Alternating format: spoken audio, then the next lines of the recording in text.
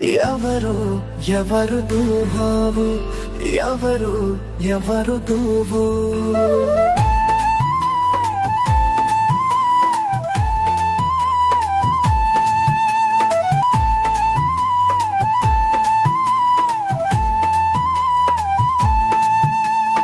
ఎవరు ఎవరు నువ్వు, ఎవరు ఎవరు నువ్వు.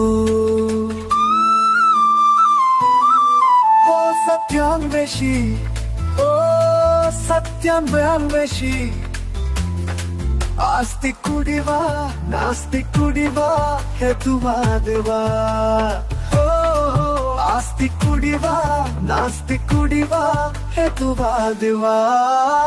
ఎవరు ఎవరు నువ్వు, ఎవరు ఎవరు నువ్వు.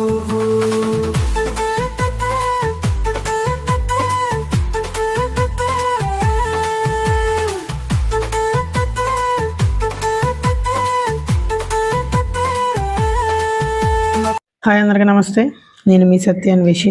ఈరోజు మన డిస్కషన్ ఏంటంటే యూదులు పారాయణం చేసేటువంటి తనక్ అనేటువంటి గ్రంథం ఇప్పుడు అది క్రైస్తవుల పరిభాషలో పాత నిబంధనగా పిలువబడుతుంది.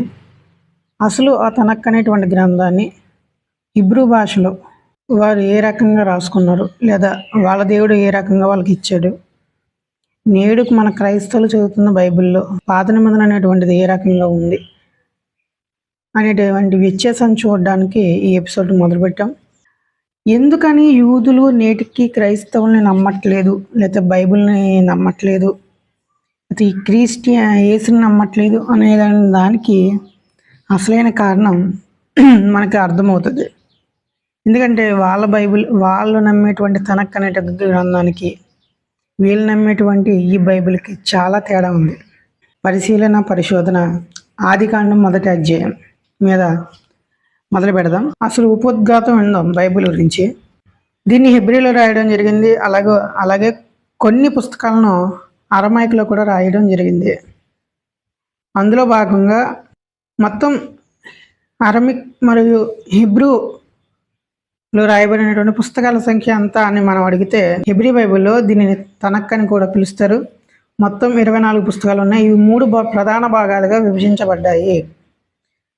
మనకు క్రైస్తవులు పిలుచుకునేటువంటి బైబిల్ చాలా రకాల బైబిల్ ఉన్నాయి. అందులో ప్రొటెస్టెంట్ బైబిల్ ప్రామాణికమైన బైబిల్గా నమ్ముతున్నారు. అందులో మొత్తం 66 పుస్తకాలు ఉంటాయి. పాత నిబంధన 39, కొత్త నిబంధన 27. అయితే పాత నిబంధనని వీళ్ళు యూదులు తనక్ అని పిలుచుకుంటారు. దాన్ని క్రైస్తవులు పాత నిబంధన అంటే పాత పడిపోయినటువంటి నిబంధన, దేవుడి నిబంధన పాతదైపోయినటువంటి నిబంధన అది. ఇప్పుడు కొత్త నిబంధన ఏంటి? యేసుక్రీస్తు ఇచ్చినటువంటి నిబంధన వాళ్ళకి కొత్త నిబంధన, యెహోవా ఇచ్చినటువంటి నిబంధన వాళ్ళకి పాతదైపోయింది కాబట్టి అది పాత నిబంధన అన్నారు. అయితే యూదులకి అది పాత నిబంధన కాదు, వాళ్ళకి పాతదైపోలేదు, వాళ్ళ దేవుడు వాళ్ళకి పాతోడు అయిపోలేదు. క్రైస్తవులకు మాత్రం వాళ్ళ దేవుడు ఫ్రెష్ కాదు, ఓల్డ్ అయిపోడు.